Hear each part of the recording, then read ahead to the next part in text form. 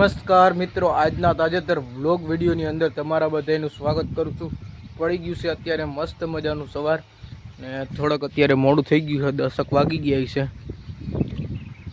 જોઈ લ્યો તમે ગામનો નજારો આપણા, જોઈ લ્યો બાકી આપણી નદી। અને હજી આપણે આ નદીમાંથી આપણે ઓરવણું થઈ જાય ને તોય આમાં પાણી ખૂટશે નહીં, એટલું હજી પાણી વહેરું છે। જો બાકી સામે કાંઠે આમ કંઈક હરગાવ્યું છે, ધુવાળા નીકળ્યો હોય, શેઢા પારાને એવું હરગાવાનું હાલતું હોય છે એવું દેખાય છે। પછી તો શું હોય કંઈ નક્કી નથી થતું। અને આ કાલે આપણે રાતે અહીંયા પાનેલી માતાજીનો માંડવો હતો, એટલે કે ડાકલા હતા, એવું બીજું કંઈ નહોતું। મેલડી માતાના ડાકલા ને એવું હતું ભજન જેવું, એટલે ડાકલા હતા। તો આપણે ત્યાં ગયા હતા રાતે। તો આગળ હમણાં તમને એક ક્લિપ નાખી દઉં, તમે જોઈ લેજો ડાકલાની। તો હાલો બ્લોગમાં બધા બહેના રહેજો આગળ।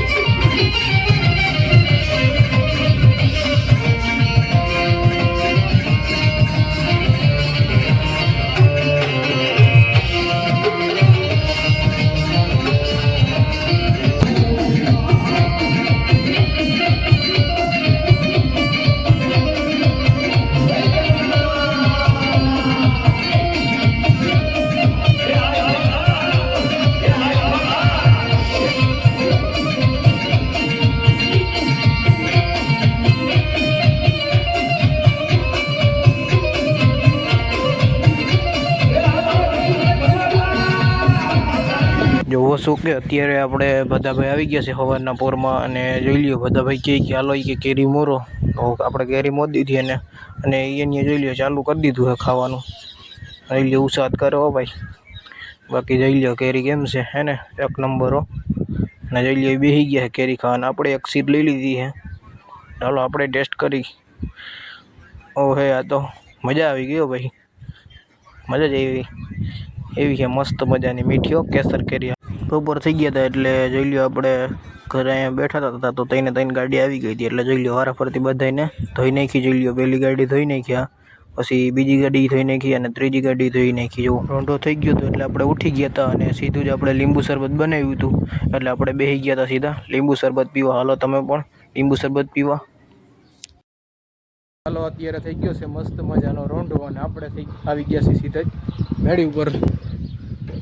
હજી તો સુરત દાદા આથમવાની વાર છે, પણ અત્યારે મેળી ઉપર આપણે આવી ગયા રેલી। અને પવન વાઈશ અત્યારે સરસ મજાનો ઠંડો ઠંડો, જો ઝાડવા હાલે પવનના કારણે। રેલી નદી બાકી, અને હમણાં આપણે 2-3 દિવસ થયા ઉપર વિચાર એવો પવન ઉપડતો હતો ને કે ઓલી બાજુની જે નદી ભરી છે ને એ આખી આ બાજુ સલકવા માંડી હતી, એવો પવન વાતો હતો। આપે મેળે એવો પવન વાતો હતો બપોર હોય જાય।